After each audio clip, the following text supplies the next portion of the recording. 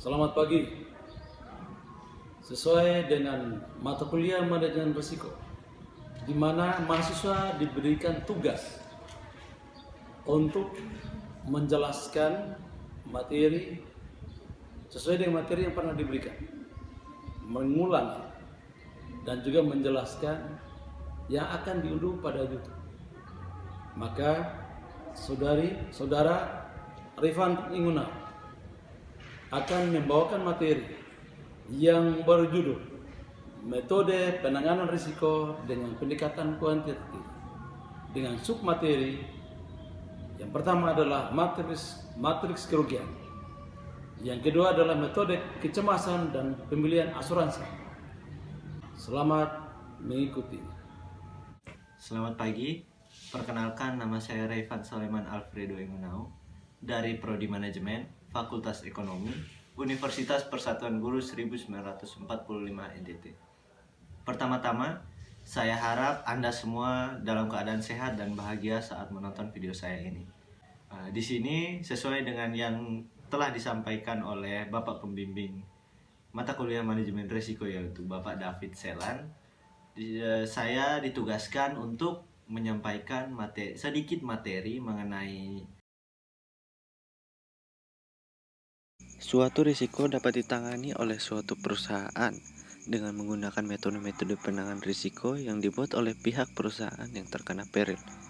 Dalam menentukan metode apa yang harus dilakukan guna menangani risiko tersebut, perusahaan harus memiliki perhitungan atau mengetahui seberapa besar dampak atau risiko yang telah atau sedang dialami oleh perusahaan yang bersangkutan.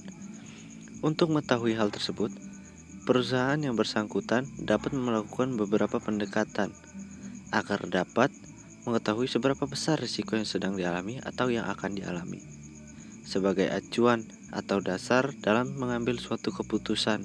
Nah, di sini terdapat dua pendekatan yang dapat digunakan oleh suatu perusahaan dalam menentukan metode-metode penanganan risiko. Yang pertama, ada metode penanganan risiko dengan menggunakan pendekatan kualitatif, yaitu merupakan pendekatan di mana manajer risiko harus melakukan analisis kerugian yang terjadi dengan menggunakan observasi untuk mengetahui besarnya risiko yang akan atau sedang terjadi. Dan yang kedua, ada metode penanganan risiko dengan menggunakan pendekatan kuantitatif, yaitu merupakan pendekatan dengan menggunakan beberapa perhitungan yang terstruktur untuk mengetahui seberapa besar kerugian yang sedang terjadi. Seperti yang sudah saya jelaskan di awal video tadi, di sini saya akan menjelaskan sedikit materi mengenai metode penanganan risiko dengan menggunakan pendekatan kuantitatif. Dalam pendekatan ini, menggunakan perhitungan secara terperinci mengenai jumlah kerugian atas risiko yang terjadi, agar manajer dapat mengetahui seberapa besar tingkat kerugian yang dialami dan mengambil keputusan guna mengendalikan kerugian yang terjadi. Dalam menggunakan pendekatan kuantitatif ini, terdapat beberapa kekurangan atau hambatan jika menggunakan pendekatan ini, yakni antara lain, yang pertama, minimnya sumber daya manusia yang menguasai pendekatan ini. Yang kedua, kesulitan dalam menginterpretasikan setiap hasil perhitungan, atau dengan bahasa kasarnya, mereka hanya bisa menghitung tanpa bisa menjelaskan apa arti dari perhitungan tersebut. Pada pendekatan ini, terdapat beberapa tahap yang dapat digunakan oleh suatu perusahaan dalam menentukan metode-metode penanganan risiko atas risiko yang sedang dialami oleh suatu perusahaan. Yang pertama, ada matriks risiko. Matriks risiko merupakan tahap analisis pertama yang dilakukan guna perusahaan dapat mengetahui seberapa besar kerugian-kerugian atau dampak yang sedang dialami atau yang akan dialami oleh suatu perusahaan, yaitu dengan membuat tabel yang berisikan kerugian-kerugian yang akan atau telah terjadi. Berikut sebagai contoh di mana suatu perusahaan sedang mengalami kerugian atas kebakaran. Kemudian, manajer risiko dihadapkan dengan 3 perangkat tindakan, yaitu yang pertama untuk menanggung retain risiko, yang kedua untuk menanggung rentetan risiko serta menambah beberapa usaha pengamanan sehingga mengurangikan suatu kebakaran. Yang ketiga, untuk membeli perlindungan asuransi. Dan terdapat juga kerugian-kerugian yang dibagi menjadi dua kategori. Yang pertama, kerugian secara kebetulan atau yang akan terjadi hanya jika ada suatu kebakaran. Yang kedua, biaya yang timbul baik ada kebakaran maupun tidak ada kebakaran. Nah, pada contoh ini, kontrak asuransi yang dipertimbangkan merupakan paket yang luas yang melindungi perusahaan terhadap sebagian besar kerugian kebetulan. Berikut ini adalah matriks kerugian sebelum pajak dengan beberapa pilihan keputusan yang dapat dipilih oleh manajer risiko. Di sini terdapat outcome. Apabila terjadi kebakaran, maka kerugian-kerugian tersebut berada pada tabel kebakaran. Dan apabila tidak ada kebakaran, maka kerugian-kerugian tersebut yang harus ditanggung oleh suatu perusahaan ada di tabel bagian tidak ada kebakaran. Dan keputusan ada di bagian sebelah paling kiri dari tabel tersebut. Selanjutnya, ada pengaruh kerugian terhadap pengambilan keputusan oleh suatu perusahaan.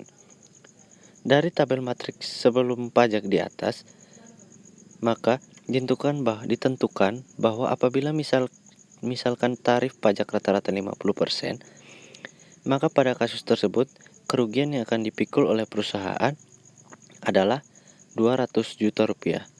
Sesudah dikenakan pajak akan menjadi 50% dikali 200 juta rupiah sama dengan 100 juta rupiah.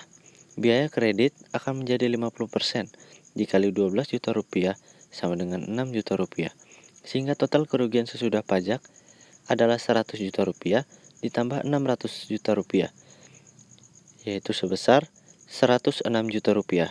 Dengan adanya total kerugian ini, manajer dapat mengambil keputusan yang tepat guna menangani kerugian yang terjadi. Dan yang selanjutnya, ada pengaruh kecemasan dalam menentukan keputusan. Kecemasan tentang terjadinya kerugian pada contoh di atas belum diperhitungkan sebagai biaya. Nilai kecemasan merupakan faktor yang sangat subjektif. Nilai itu tergantung atas distribusi probabilitas daripada yang pertama, ketidakpastian tentang apa yang akan terjadi menurut perasaan pribadi seorang manajer risiko. Yang kedua, risiko lain yang akan dihadapi suatu perusahaan. Dan yang ketiga, tujuan manajemen risiko perusahaan. Dalam contoh yang telah dijabarkan di atas, kecemasan yang timbul karena risiko ditanggung sendiri dinilai 4 juta rupiah.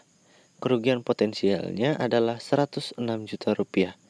Kerugian total termasuk nilai kecemasan dapat dilihat melalui tabel matriks atau kerugian setelah pajak di bawah ini.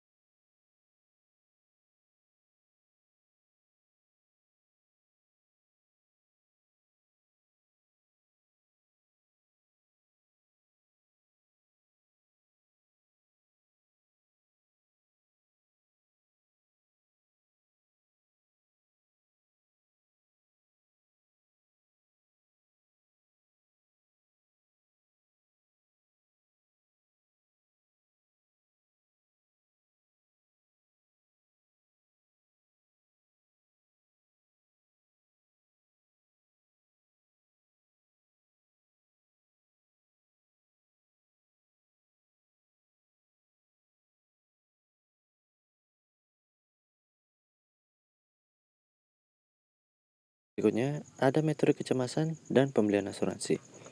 Dengan metode kecemasan, manajer risiko memilih keputusan yang dalam waktu yang lama atau long run akan menghasilkan kerugian rata-rata per tahun yang paling rendah. Termasuk di dalam kerugian tersebut, suatu nilai dibebankan untuk menanggung kecemasan. Sebab dengan fluktuasi kerugian lebih dari tahun ke tahun. Berikut merupakan contoh yang akan memberikan keterangan lebih lanjut mengenai metode ini. Apabila ada seorang manajer risiko yang harus menentukan bagaimana menangani kerugian harta benda yang potensial dari risiko yang mungkin diderita perusahaan karena memiliki bangunan yang lokasinya di pinggiran kota. Nah, perusahaan di sini sedang mengalami kecemasan atas terjadinya risiko kebakaran. Kerugian personil dan tanggung jawab dapat diabaikan.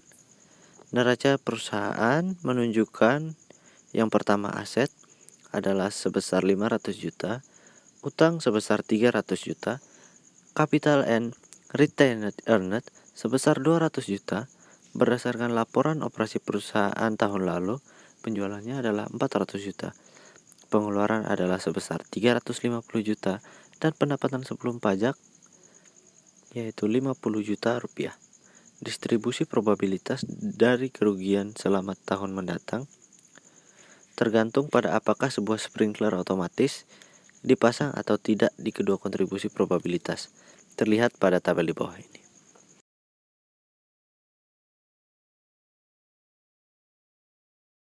Sehingga manajer risiko harus memilih salah satu dari 8 tindakan. Yang pertama, menanggung risiko itu sendiri. Yang kedua, menanggung risiko dan memasang suatu sprinkler otomatis. Yang ketiga, membeli asuransi sebesar 50 juta rupiah. Dan yang keempat, membeli asuransi sebesar 50 juta rupiah dan juga memasang suatu sprinkler otomatis. Dan yang kelima, membeli asuransi sebesar 200 juta rupiah dengan sebuah deductible sebesar 100 atau 1 juta rupiah. Dan yang keenam, membeli asuransi sebesar 200 juta rupiah dengan sebuah deductible sebesar 1 juta rupiah dan juga memasang suatu sprinkler otomatis. Yang ketujuh, pembelian asuransi sebesar 200 juta rupiah. Yang kedelapan adalah pembelian sprinkler otomatis saja. Dan terdapat juga kerugian-kerugian yang diperkirakan dari 8 keputusan di atas. Yang pertama, menanggung 1,1.860.000. Yang kedua, menanggung biaya di atas ditambah sprinkler sebesar 1.440.000 rupiah. Dan yang ketiga, asuransi sebesar 50 juta rupiah dan 1.160.000 rupiah. Yang keempat, asuransi sebesar 50 juta rupiah dan 1.096.000 rupiah.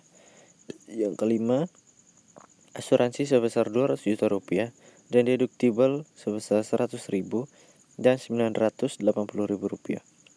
Dan yang keenam, asuransi sebesar 200 juta rupiah dan deductible sebesar 1 juta rupiah ditambah dengan sprinkle sebesar 1.030.000 rupiah. Yang berikut ada asuransi sebesar 200.000 rupiah ditambah 995.000 rupiah. Dan asuransi sebesar 200 rupiah ditambah sprinkler sebesar 1.045.000 rupiah.